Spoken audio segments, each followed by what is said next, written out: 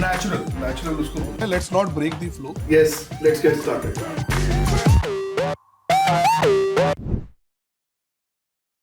Welcome back to Renewable Energy Unfiltered Episode 4.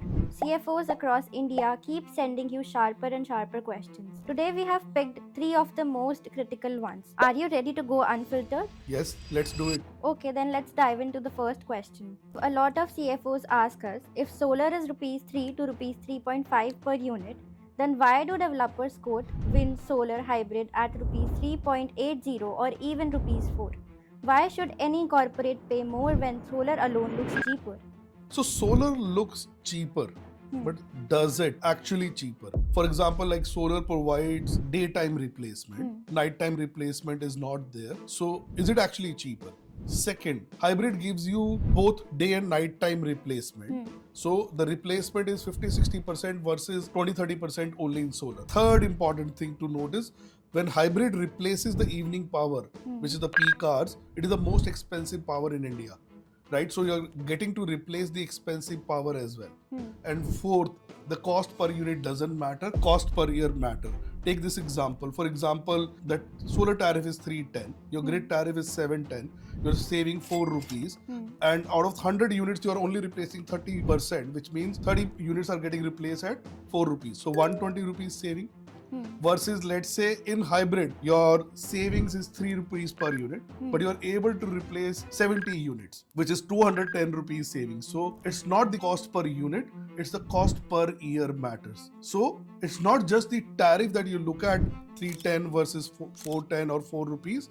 You have to do this calculation, how much savings that you're getting, not in the first year, but for next 15 years, how much investment are you making and which is giving you the better ROI, and then decide the hybrid is expensive or solar is cheaper. Gaurav, many CFOs tells us this. We already have a rooftop solar. Should we still consider open access solar or hybrid, or rooftop is enough? Definitely yes. But do these 4 checks. 1, do you have a contract demand so that you can take more power? Second, how many units are you already consuming from grid and how much rooftop is replacing? If rooftop is replacing 5, 10, 15% and you want to reach 80-85%, open access is the best way. Third, does the state policies allow you to go for rooftop plus open access? In some of the states, there is a prohibitions. Prohibition is like, for example, if the contract demand is 5 megawatt, you've already done 1 megawatt rooftop. So they will only allow you to go for a 4 megawatt additional open access. So this is the third important check.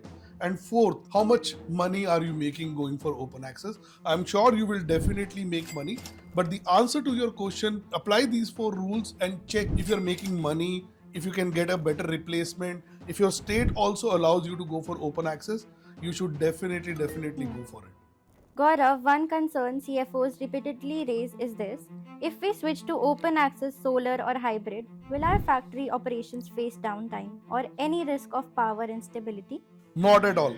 Open access does not disturb your factory. It only disturbs your electricity bill. So none of the infrastructure that you already have in your factory gets disturbed by open access. That remains same. Second, this open access power is coming through the same grid through which you are getting the distribution power company as well. So it's not going to disturb the infrastructure which is already constructed, which means if there is any downtime in the grid, and even if you have taken the open access or not the open access, that power will not flow to you. So it is not because of the open access.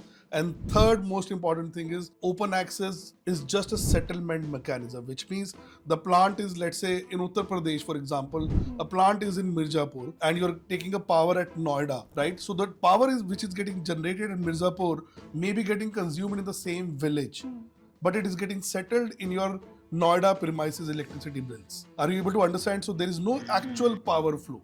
Grid outage is happening is okay, but it is not because of open access. So open access is just a cost reduction mechanism. It disturbs your electricity bill, not the infrastructure. Gaurav, these are the exact doubts most CFOs have. If someone watching this is still confused or wants clarity for their own company, what should they do next? 3 things. 1, renewable energy solutions are very, very risky. So don't move too fast, be cautious. Second, go to the link in the comment box below, which will take you to the questions that we are answering every week.